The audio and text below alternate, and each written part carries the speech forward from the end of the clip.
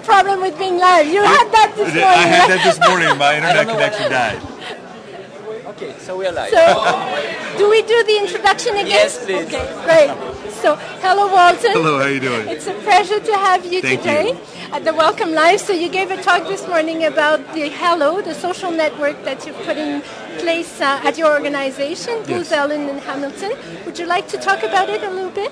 Sure. A little over a year ago, we rolled out hello.by.com. It's our internal social networking application that we're using to try to unlock the tacit knowledge within our organization. It's a collection of best breed tools that we have that are used to integrate the information that we already have. And it's all open source. You the majority of it's open source. We do have some enterprise COTS tools, but price points of those are around $8,000. So it's not like a major implementation. I see.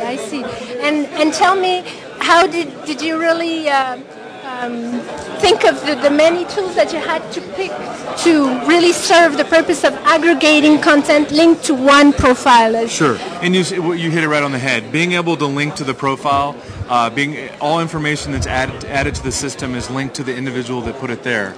So going to your profile page would find the communities, the blogs, the wikis and stuff that you've contributed to, as well as the ability to link that to the communities that you belong to. It's all about aggregating content that's relative to the user and being able to push that information out to them on demand. Yes, and you mentioned that the focus to choose each of the tools was the user, all the time the user. Adoption is key. If you have to have it be built into their day-to-day activities. We had a wiki before we started, but it wasn't searchable. It wasn't built into how we do our business. We found by integrating these tools, in a little over a year, we have over 50% of the firm actively adding content to the site. And for us, it's all about driving that adoption, and you've got to focus on the end users. Sure, and to have also all the employees and external partners linked together, because you said that you had some sort of LinkedIn tool within the platform so that you could have employees being connected on top of having wikis and all that, right? Exactly. About 3 weeks ago, we rolled out Connections, which gives the individual user the ability to connect to people.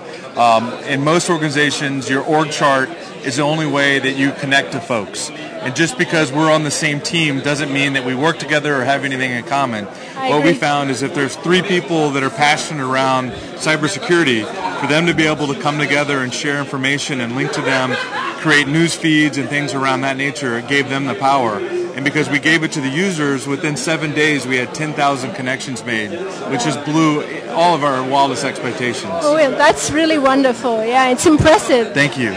So I really like the part that you mentioned about the young users. You were saying we had a conference recently in Quebec, yesterday actually, about the Gen Z generation, so the 12-24, if I can say so. And you were mentioning that there are heavy users of all Web 2.0 tools, but at the same time, you said that they don't really have the intellectual capital to really add to the content. So we're hiring 5,000 people this year, so we need something that can give power to the folks that are coming on board. But what we found in our change management activities have focused on the folks who have been with the firm for 5 to 15 years.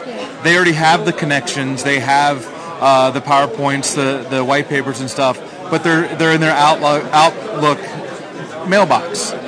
And what we found is those emails of "Do you know?" is about the only way you can find out information in most organizations.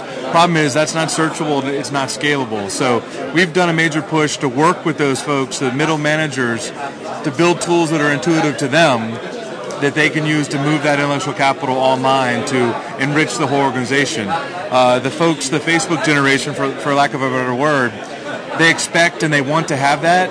What I'm trying to do is give them the tools to be successful, and then they can build upon that intellectual capital that's there. They just need that baseline to be able to start from. Yeah, but they need your guidance, and it's a very good scaffolding guidance that you offered. You have to give them the ability to be. They're looking for the ability to make change. They're not willing to sit back for 5 years before they can actually make an impact in an organization. So they're dying to get that information. So what we've done is on day one of orientation, We teach them how to use the tool to make the connections.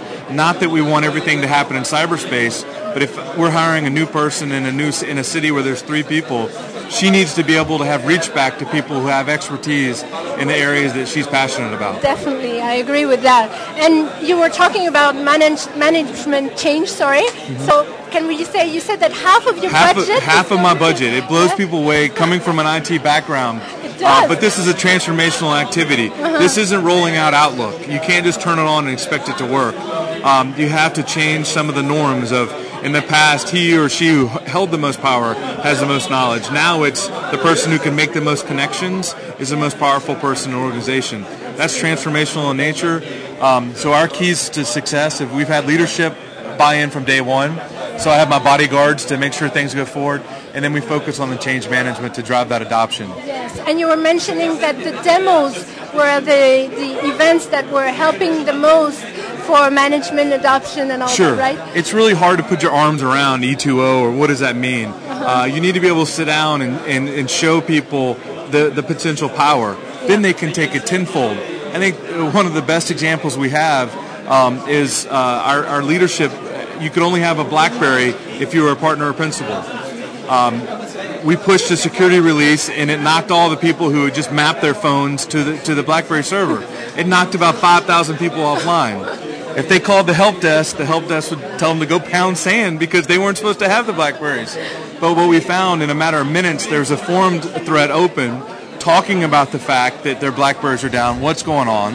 To corporate IT's credit, they hopped on and said, we didn't mean to knock you off. It was a security patch. And within a few minutes, we had a workaround for people to be able to do stuff.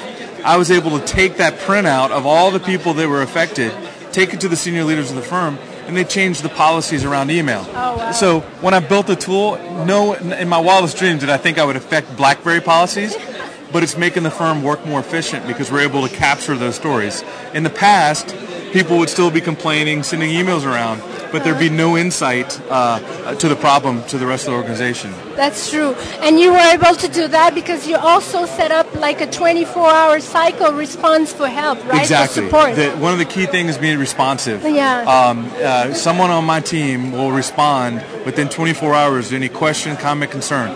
We love hearing this is the best thing since sliced bread, but also we need to know what's not working. And what we found is now that we have it out on a forum, that people who aren't on our core team are answering the questions. And so we're pushing out that help. Yeah, exactly. And that's where you know you're driving success. Oh, well, that's wonderful. Really. Well, I appreciate so much. Thank you so much. So thank you for really enjoying the conference today. and thank you for your time. Well, we're very glad to have you in Montreal. Thanks. I'm See having you, a great Walton. time. Bye. Bye-bye.